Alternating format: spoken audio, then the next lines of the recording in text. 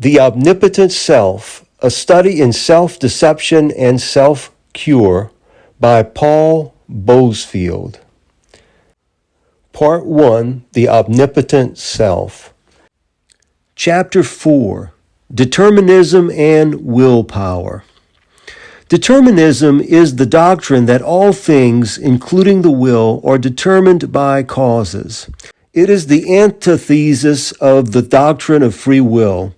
It is complete form. It holds that the individual has no direct and voluntary control over his thoughts and actions, but that every thought and action is inevitably the result of a large number of previous thoughts and actions which have gone before. There is a very large amount of evidence, and indeed, whether we admit it or not, the evidence is quite irrefutable that in regard to the majority of our actions, the doctrine of determinism holds good, but the evidence is by no means sufficient to enable us to conclude that we have no free will. Freud, in his book on the psychopathology of everyday life, and in other works, gives many convincing examples that much in our character, that many of our actions, good and evil, are quite beyond our control at any given moment. But there is one thing that appears to have been overlooked, and that is that in all the examples given, one could not conceivably utilize free will in any case. If I ask you to think of a number, what opportunity do you get of using your willpower? If you put the wrong latchkey into the door by accident, have you made any effort to use willpower? When a patient is suffering from hysteria due to the repressions of various kinds, in that particular matter, the willpower has already been lost. When a chronic alcoholic is unable to cease from drinking, his willpower in reference to this has disappeared. Therefore, determinism holds the field completely. The will has no opportunity of working then. In all the examples which Freud gives, one discovers on careful investigation that for some reason or another there is no opportunity for the use of free will. Such evidence as we have certainly does not prove the non-existence of free will, but merely shows that in a very large number of our thoughts and actions we do not use any will at all, and that in other cases we are unable to use our will effectively. When determinism does rule, we may liken it physically to this. A patient sits down and crosses one leg over the other and leaves the one leg hanging free. On tapping it smartly beneath the patella, the foot will kick. The knee jerk has been elicited. If this be done 50 times, the result will be the same 50 times. There is movement of the leg, but this movement is predetermined. On the other hand, this does not prove that no other movement of the leg is possible. Under the conditions just given, the man's will, or the freedom of the leg, is merely eliminated during that period. Or again, we may liken it to a locomotive standing at the top of a hill. If the brake be taken off, the locomotive will run down the hill and do it every time. But this will not prove that did somebody happen to put the brake on halfway down the hill, the engine would still go on running. However, all actions which we may ascribe to our will are no doubt strictly limited by other determined conditions. The man on the engine may run it backwards or forwards, but only within the very much prescribed limits which the rails allow. We may safely accept this much determinism, that although the will exists, its capabilities are strictly circumscribed by determinism.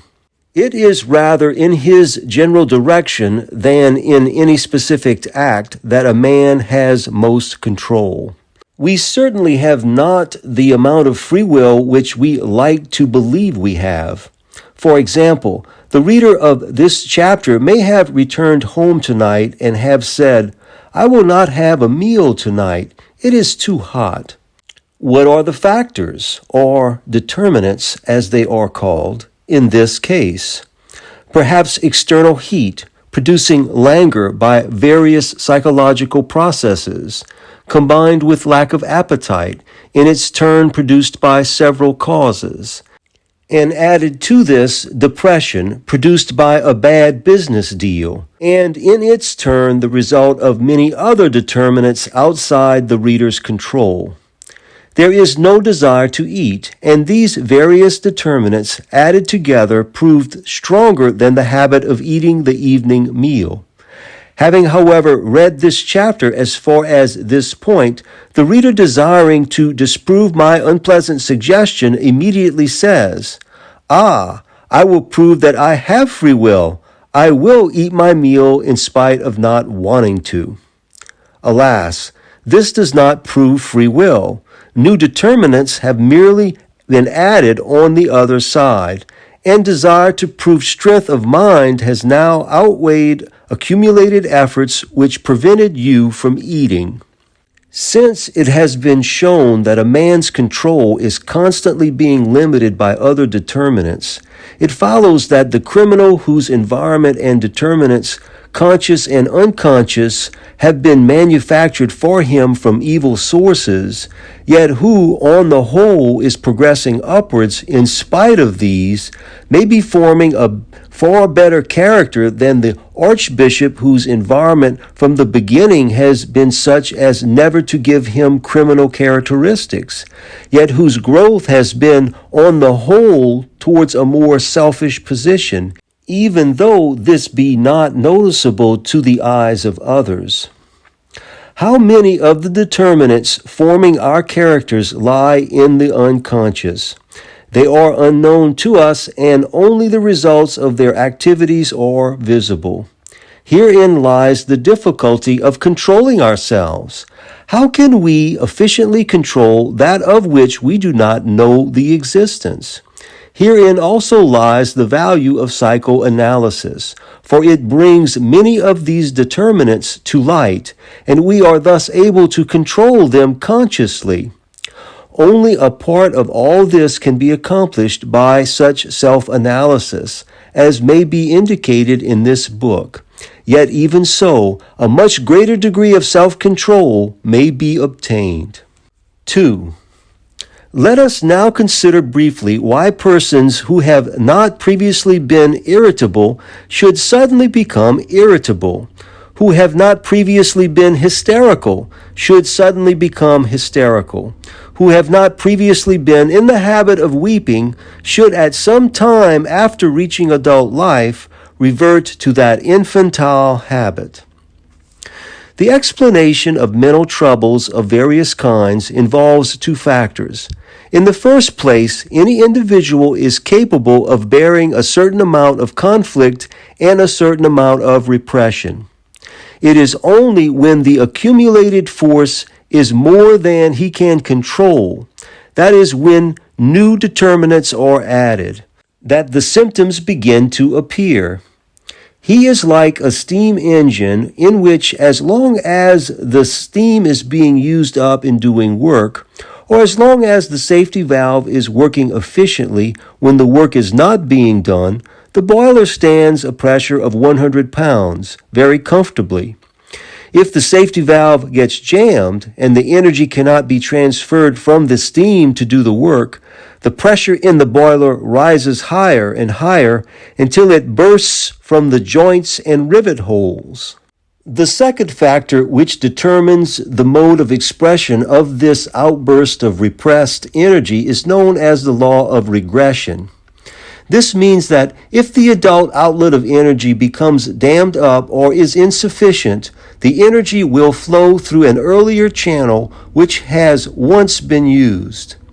The individual will, in fact, revert to some method which he was wont to use in earlier years or in infancy.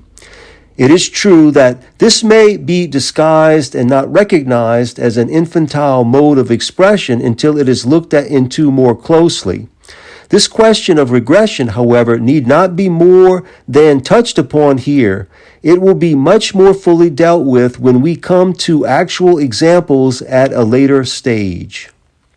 End of chapter 4.